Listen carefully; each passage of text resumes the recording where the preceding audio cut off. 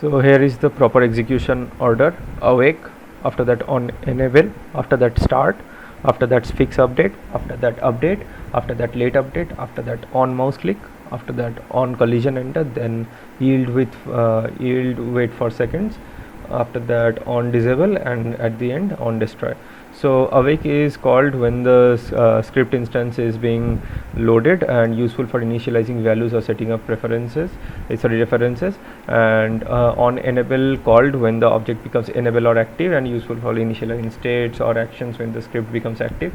And start is called on the frame when a script is enabled just before any of the update method starts working, and useful for initializing values, setting up references, or any setup that requires awake calls to be finished.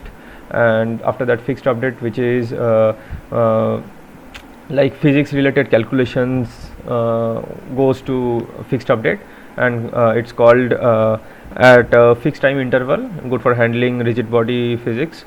And after that is update, which is called every frame, and ideally for general game logic, which you need to like load in each frame. And it's good for like user input processing and AI behavior. And after that is late update, called every frame after all update methods have been called, and useful for camera effects and actions that need to happen after update other updates. And on mouse click is after that. I have no idea, like it's not a, according to me it's not a standard Unity method, it's a custom method you have created to handle mouse clicks. And on collision enter is like just a sec, yes, on collision enter is called when this when collider or rigid body has begun touching another rigid body or collider, useful for handling collisions and initiating actions upon collision. And after that is yield wait for wait for seconds. It pauses the execution of a coroutine for a specified amount of seconds, and used in coroutines for creating delays. And after that is on disable.